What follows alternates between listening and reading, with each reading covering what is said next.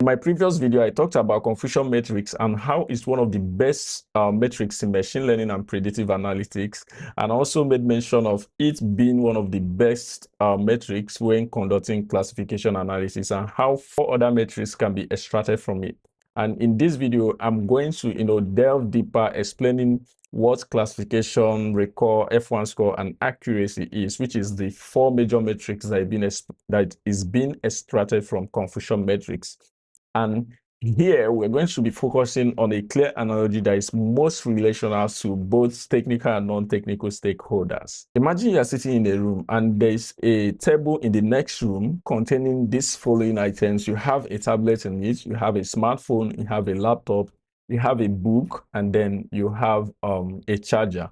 These 5 items are on the book, and you ask one of your friend, or maybe your son, or anyone sitting next to you, to go inside the room and get you your phone. The person walks inside the room and brings you your phone.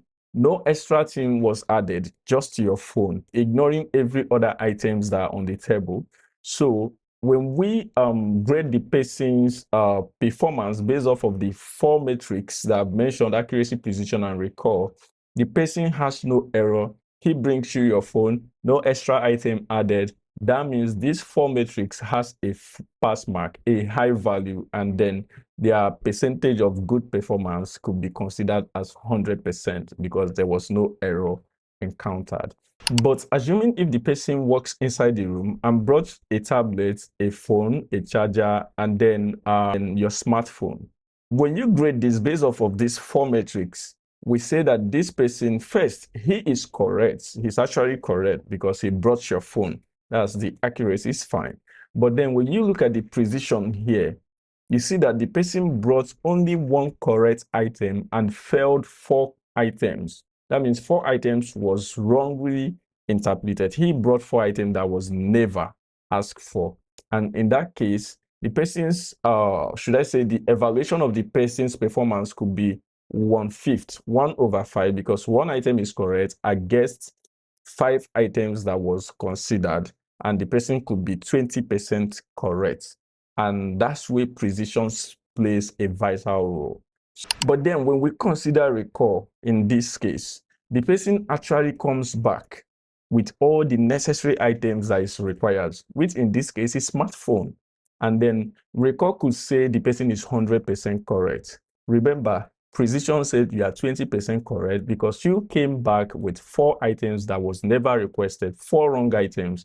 But recall could say you are 100% correct because you came back with the required items. So it doesn't take consideration of your errors. It just focuses on how correct, the correctness of the major item that you were sent to go and bring.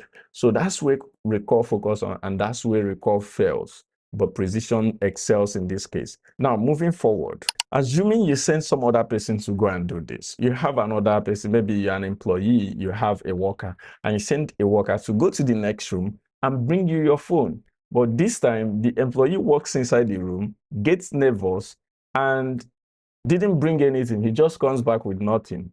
And here, this is how it's going to be graded. The precision we check for the wrong items that was returned and actually find nothing. And in this case, precision could say that you are 100% correct because there was no wrong item found.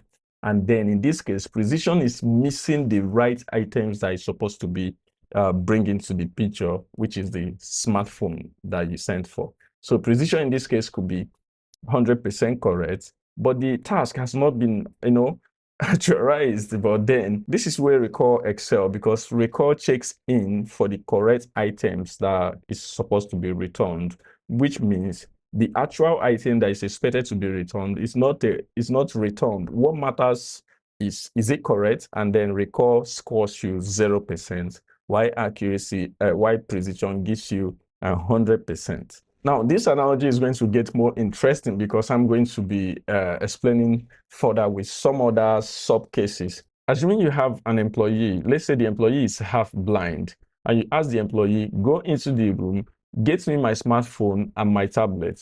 These are the only 2 items on the table, my smartphone and my tablet. And then the employee walks inside the room because he's half blind. He comes back with only phone, only your smartphone. So he didn't bring the tablet alongside.